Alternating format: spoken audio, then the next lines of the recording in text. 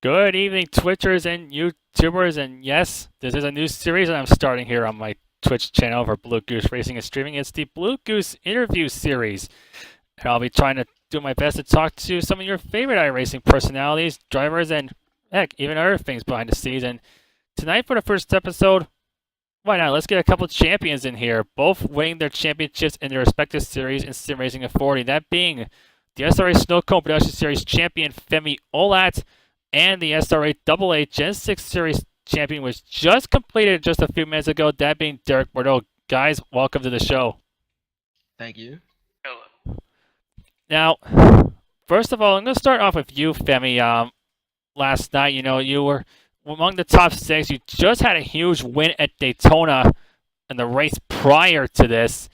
And coming into last night's race at Homestead, what were your thoughts initially going in, knowing you had a shot to win the championship? Well, first off, I was really glad that I had a shot to run for the championship because I finished dead last of the chasers at Michigan, and after that race, I was really concerned if I was going to be able to make it to Homestead. But all of yesterday, I was kind of confident that I had a really good shot of winning the championship because I was fairly decent in the B car. The season has improved that, but I still felt confident in my own ability. But throughout the race, I lost all that confidence because the setup was extremely tight, and I couldn't. I could keep up for the first like 12 laps, and then I'd fall off a little bit after that, and then it would just stabilize, and I wouldn't catch or lose time. So it was just really annoying all around because of the setup. But then, towards the end of the race, I got lucky. I put myself in a really good position to win the championship, and lo and behold, that's what happened. And just really grateful for the season that I had. And the thing to add is that you were having a fight on your hands. If I remember, you were fighting hard with Ronnie Norman and the guy who was basically dominated the whole season, Bobby Zielinski. I mean, how tense was it that last few laps just thinking that you might have a shot to win this championship when it's all said and done? Uh, my heart was certainly beating fast, and I was feeling a lot.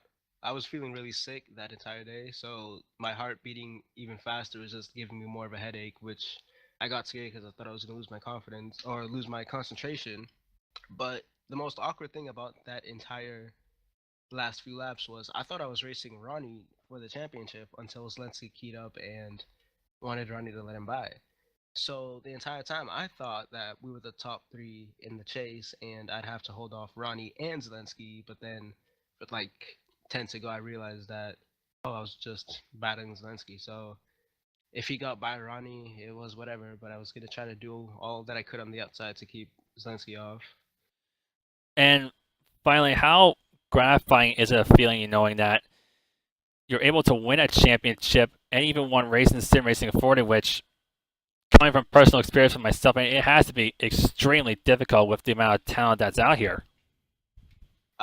It is really gratifying to have a championship next to my name, even if I only do have 2 wins. I'd rather have the championship than the wins any day. And got to give a big thanks to the format for allowing that to be a possibility because without this format, Zancy would have been the clear champion. But you know, just gotta go with the format, gotta race the format, and I think I did that pretty well.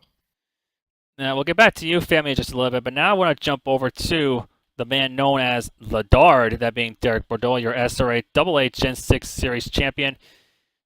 Darik, we've always seen you have a ton of pace, and we've seen you win a lot, but how coming into tonight's race and with everything that played out, how gratifying is it to finally lock up a championship in Series for it? Because we've seen you over the years. You had a lot of great battles with guys like Marcus Richardson and Bobby Zielinski, among others.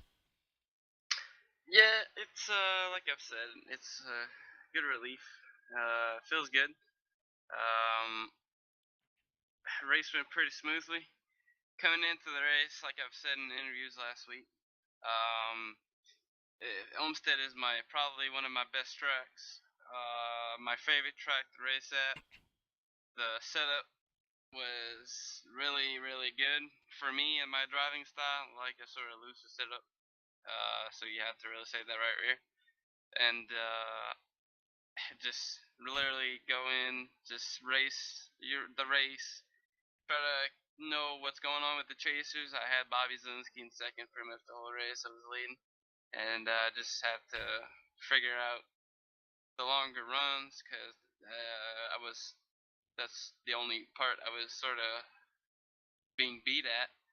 But towards the end, I just figured something out, applied it to the lines and all that stuff, and I drove away from Bobby, and literally just mistake-free race. That's all it takes with the pace I have, and that's what sort of didn't go my way earlier in the seasons, and it just literally I've made every single championship round when I went full time. So with Marcus especially, it's pretty good, and now I feel like I'm to his level, maybe even higher than him. Who knows?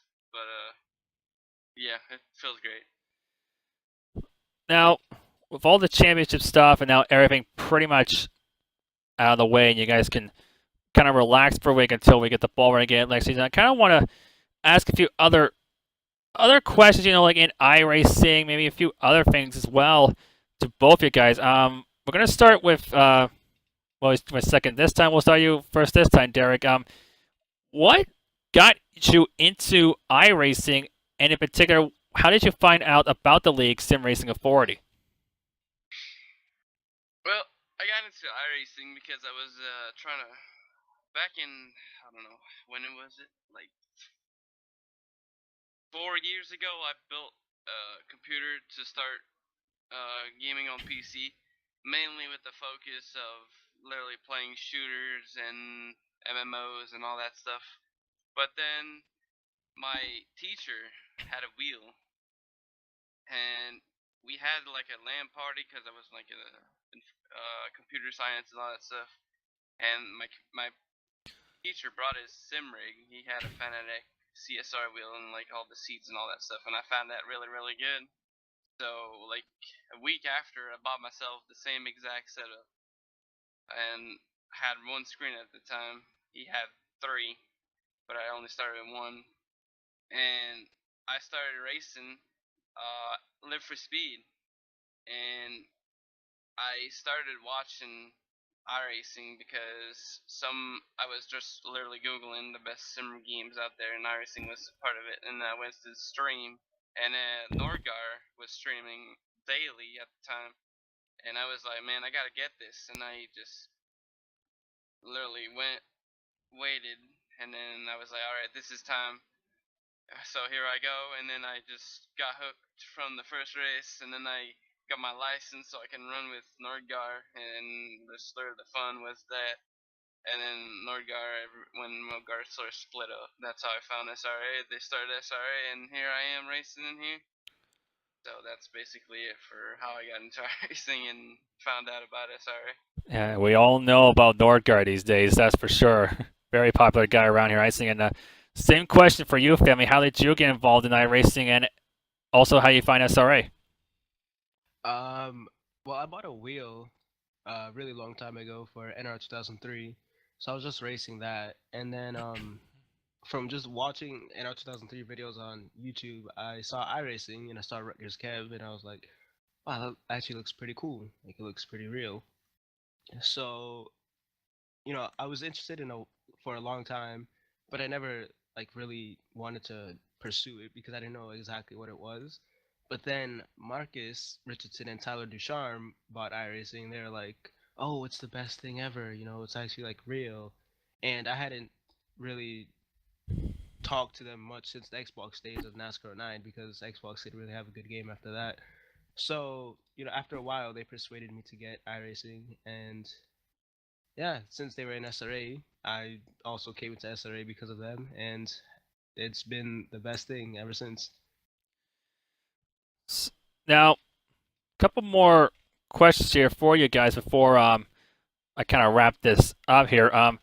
My first is kind of in relation to we just had a chase format, but but my question to you guys is, what is your guys' main opinion on the chase in real life? When NASCAR first started, if you want to give my personal opinion on it, I've absolutely hated it since day one because I'm more of a racing traditionalist. Like how you see in the '90s and all this stuff, you run it right to the end. What is your guys' opinion on the chase format in real life, and heck, how people do it in the iRacing world as well? We'll start with you, Femi. I hate the current format. I absolutely hate it. I love it for sim racing, but I hate it in real life because you can win 35 races. You could be Kevin Harvick, win 35 races, and then blow a tire in race 36, and you're not the champion. But saying that, I do like the original chase format where the points reset after the 25 races, and it's a 10 lap or 10 race dash to the end, because I feel like that's it gets harder to be more consistent over 10 races than over the full season, in my opinion, because you have less races, therefore you have less room to make a mistake. And it also helps that Jimmy Johnson happened to win 5 straight under that format. But I mean, I really did enjoy watching that format, though. I don't think the original format, where it's points over 36 races, was boring. But I feel like the original chase just added a lot more excitement, and I liked it a lot. And same question to you, Bordeaux. Personally, I'm 50-50 on it. There's good sides to it and there's bad sides. Like Femi said, like the 36 races season is who really is the most consistent, and that's sort of what a real race car driver like is or need to do to be good, is being consistent. And with the chase, it's sort of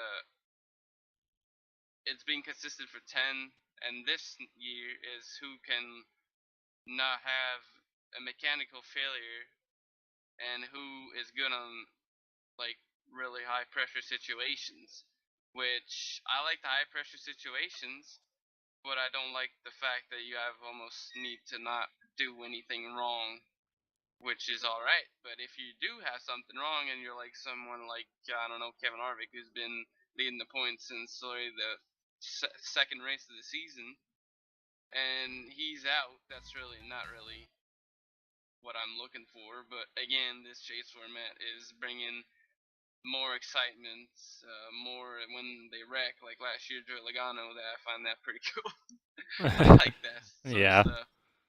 I like drama and just, especially last race, it's who can like literally come up in really high pressure situations, and it helped that Harvick won, my favorite driver, and almost won last year, but he didn't get it unfortunately.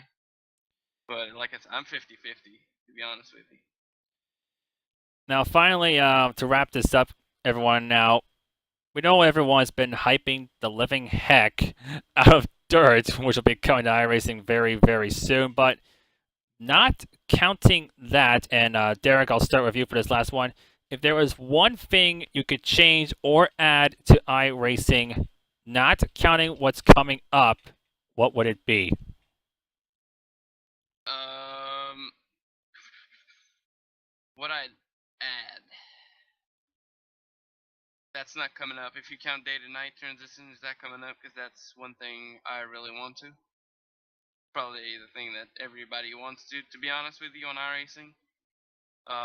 If we're talking about what I would like that they polish, maybe the tracks, like night tracks, add some lights to some tracks, or just add a night version, and day to night transition on top of that would be really, really good for the service. And I don't know, maybe what else? I don't know. I'm thinking about stuff here. Maybe revise again the dynamic track surface, and they need to do something that more lanes can be used in more tracks, and also the by the wall there's like the bubble of air in real life. If we could have that in our racing, that would be. And finally, same question to you, Femi. Yeah, I pretty much agree with Dar. I think the biggest thing is the tracks. Like, if you had the option, like tonight, typically we're restricted to one lane around Homestead. Sometimes you could be two, like tonight, but typically it's one, and it's just above that seam. on the inside of both corners. But I feel like if we had the option to run anywhere and be fast anywhere, depending on how you drive, that'd be the biggest thing. And I feel like an improvement on the physics in general, just how all the cars drive, um, how aerodynamics work in the sim in general. I feel like if they could tweak that just a little bit, or maybe a lot of bit. I haven't driven a real car, so I don't know. But I feel like they can improve in those areas and make the sim much more enjoyable.